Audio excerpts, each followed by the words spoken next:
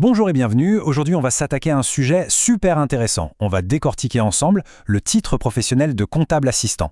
Si jamais on s'est demandé ce que fait vraiment un comptable assistant de nos jours ou à quoi ressemble sa carrière, eh bien on ne pouvait pas mieux tomber. Mais bon, avant de plonger dans le vif du sujet, il faut qu'on aborde une question, la question que tout le monde se pose. Avec l'automatisation, l'intelligence artificielle qui débarque de partout, est-ce que le métier de comptable est menacé? Est-ce qu'il va disparaître? C'est une vraie question et elle est tout à fait légitime. Alors la réponse, et elle va vraiment donner le ton pour toute la suite, c'est un non catégorique. Le métier ne disparaît absolument pas. En fait, il se réinvente. La technologie, ce n'est pas du tout une menace ici, c'est plutôt un catalyseur. C'est ce qui le rend plus stratégique, plus dynamique, bref, plus passionnant. Allez, c'est parti, plongeons dans le vif du sujet pour voir concrètement à quoi il ressemble ce fameux comptable de demain. Et ce qui est important de comprendre, c'est que cette transformation, ce n'est pas juste une théorie, non, c'est bien réel, c'est officiel et c'est très bien documenté. Là, on voit vraiment bien l'évolution. D'un côté, on avait l'ancienne qualification qui parlait de travaux courants, de l'autre, la nouvelle.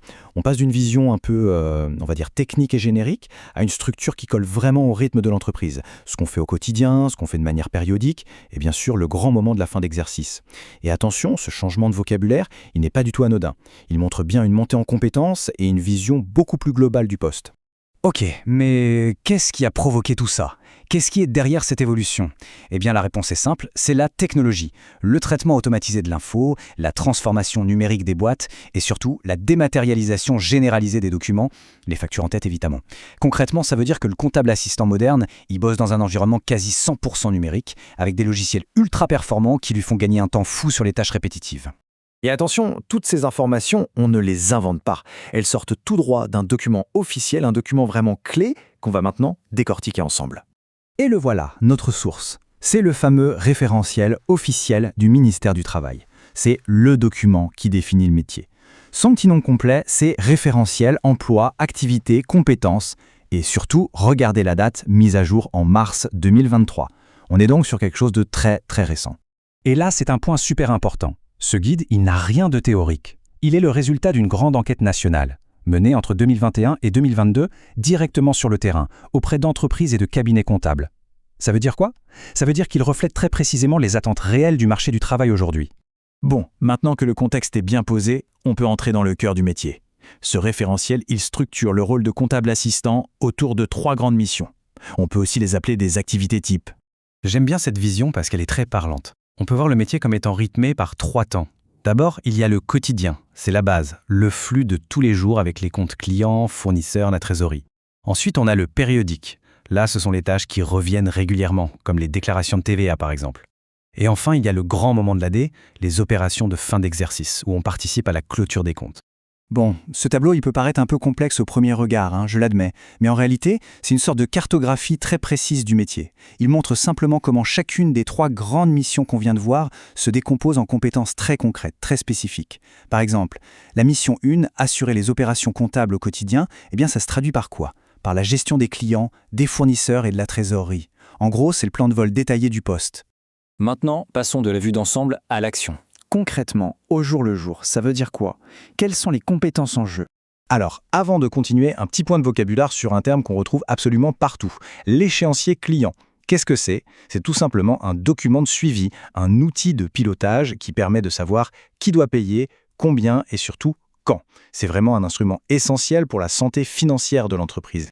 Alors concrètement, gérer les comptes clients, ça implique quoi? Eh bien ce n'est pas juste faire de la saisie, loin de là. Ça commence par créer et vérifier les documents comme les factures. Il faut bien sûr appliquer les bonnes règles de TVA. Ensuite, on enregistre tout ça précisément, puis on suit l'échéancier de près, on fait les relances quand il y a des retards, et on peut même être amené à gérer les petits litiges commerciaux. C'est un rôle qui demande d'être très actif. Il faut aussi parler un peu des conditions de travail. C'est un poste qui est principalement sédentaire, très numérisé, donc beaucoup de temps passé devant un écran. Et surtout, le point crucial, c'est un métier qui est totalement rythmé par les délais, les échéances. Du coup, ça demande une très bonne gestion du stress, c'est une compétence qui est vraiment essentielle. Bon, maintenant qu'on a une idée bien claire du quotidien, projetons-nous un peu. Une fois qu'on a ce titre en poche, quelles sont les portes qui s'ouvrent? Vers quoi peut-on aller? Eh bien, ce titre professionnel, il donne accès à pas mal de postes différents. Bien sûr, il y a assistant comptable ou comptable tout court, mais on peut aussi se spécialiser. Comptable client, comptable fournisseur ou encore comptable trésorerie. Le poste d'assistant en cabinet comptable est aussi une voie très fréquente. Comme on le voit, la palette est assez large.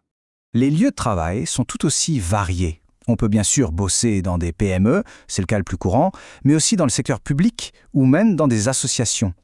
Le rôle en cabinet d'expertise comptable, lui, est un peu particulier.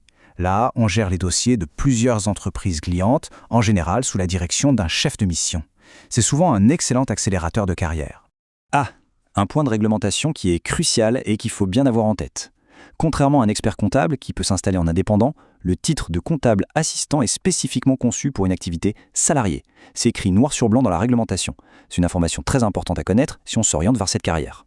En conclusion, on voit bien que le comptable assistant a non seulement un avenir, mais il est au cœur d'un métier qui se transforme à toute vitesse.